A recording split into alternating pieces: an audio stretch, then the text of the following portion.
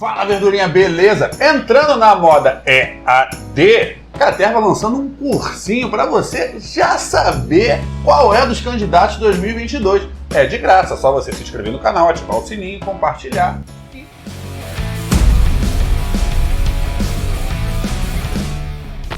Vamos começar dividindo os candidatos de acordo com a sua ideologia política. Candidatos de esquerda, centro-esquerda, centro, centro-direita, direita e extrema-direita. Deixando bem claro que centro é direita, tá? Centro é direita. Não existe centro. Todo mundo que diz que é de centro no Brasil é de direita. É uma centro-direita. Muitas vezes são liberais tentando se maquiar de centro. Então, já vamos partir desse pressuposto no ensinamento. Começando com Guilherme Boulos, do PSOL, foi candidato recentemente à Prefeitura de São Paulo, teve uma votação muito bacana, já tinha feito uma campanha bacana para presidente também, só que não teve tantos votos.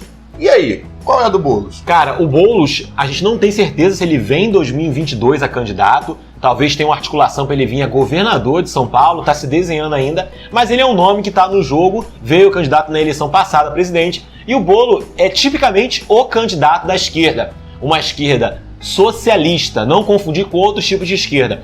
O Boulos faz parte do PSOL, que é um partido que está ali, que rompeu com o PT justamente por achar que o PT não é tão à esquerda como o PSOL acredita que deva ser o partido. Então você tem a configuração ali, nomes fortes como Freixo, Boulos. Dentro do partido você possa ter gente um pouco mais à centro-esquerda, gente um pouco mais à esquerda e talvez gente a uma esquerda revolucionária, como em outros partidos como o PCB, mas que não lançam candidatos de grande porte. Mas para deixar claro para você, o Boulos é um candidato de esquerda.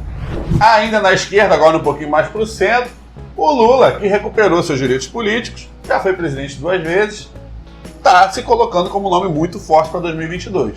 Possivelmente a eleição pode polarizar ano que vem com o Lula e mais um candidato, tá? O Bolsonaro está se desenhando para ser esse candidato também, dessa polarização.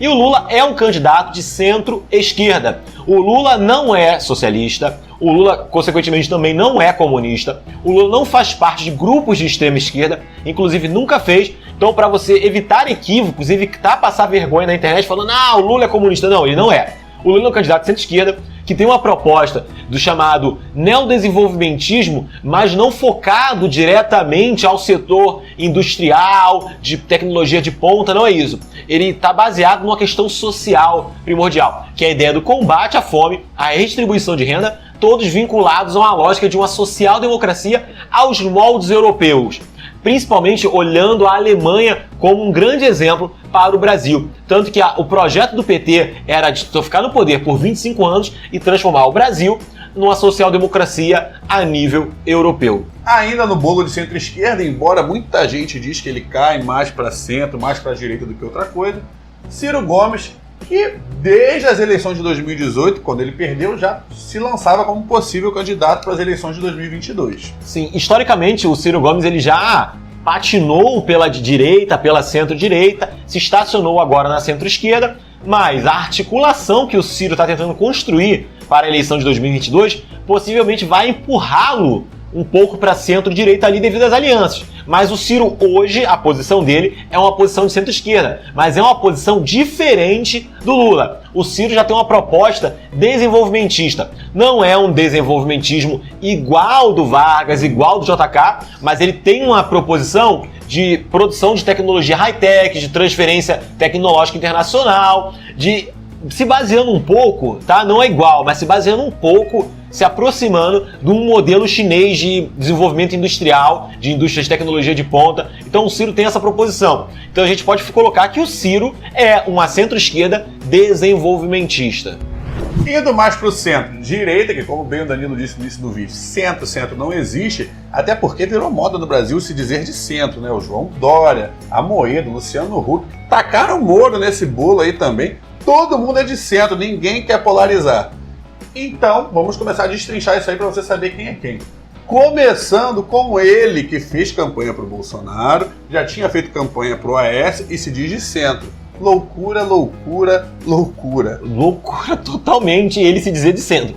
De fato, o Luciano Huck, se lançar a candidato, alguns discursos dele sobre taxação de grandes fortunas, onde ele teve uma concordância com o Ciro Gomes num debate pelo Twitter, A taxação de grandes fortunas é uma política de centro-direita, um chamado social-liberalismo, que defende o modelo liberal enquanto estratégia de desenvolvimento, mas ao mesmo tempo tenta pegar o que se acumula através desse desenvolvimento liberal e fazer uma certa redistribuição, a própria coisa da renda mínima, como o caso do Bolsa Família, taxação de grandes fortunas, mas reforma da Previdência, reforma trabalhista, reforma administrativa, essa coisa de enxugamento do Estado, retirada de direitos trabalhistas, isso também está tudo no bolo da tal da centro-direita. Então a gente não pode esquecer, ele está tirando de um lado para tentar compensar no outro. Isso seria o chamado social-liberalismo, e o único candidato hoje que tem esse perfil de centro-direita é o Luciano Huck. Caminhando um pouco mais para a direita, a gente pode colocar aí o João Dória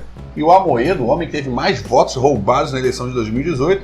Dória, empresário bem-sucedido que acha que liderar o país é como liderar uma empresa qualquer. Idem do Amoedo, um empresário herdeiro bem-sucedido que acha que liderar um país é liderar uma empresa. É justamente esse o pensamento. O pensamento desses caras, dos liberais, é um pensamento empreendedor, que eles acreditam que se você articular uma prefeitura, articular um Estado, articular um país como um gestor e não como um político, isso vai levar ao desenvolvimento.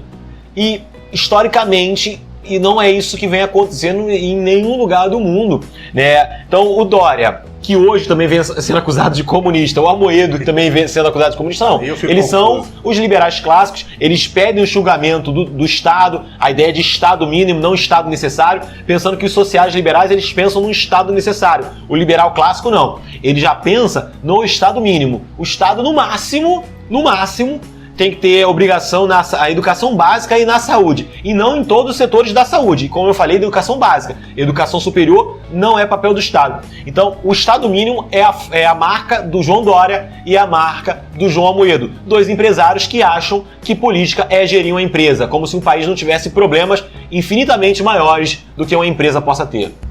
E os candidatos à extrema-direita, que você pode achar que não, porque o Moro brigou com o Bolsonaro, mas ele está nesse bolo. E o atual presidente também, que já se lançou, que lá atrás ele falou que era contra a reeleição, mas há bastante tempo ele já vem fazendo a sua campanha para 2022. Desde janeiro de 2019, o Bolsonaro já vem fazendo a sua campanha. E aí vamos deixar uma coisa clara aqui sobre o Moro e o Bolsonaro. O Moro, em situações, ele é muito mais extremo que o Bolsonaro, e em outras situações o Bolsonaro é mais extremo. Mas se a gente colocar na balança, o Bolsonaro é mais extremo do que o Moro. Não muita coisa. Vamos pensar. Um cara que destrói o devido processo legal e o devido processo penal no processo de perseguição política para prender o Lula, esse cara não respeita a democracia.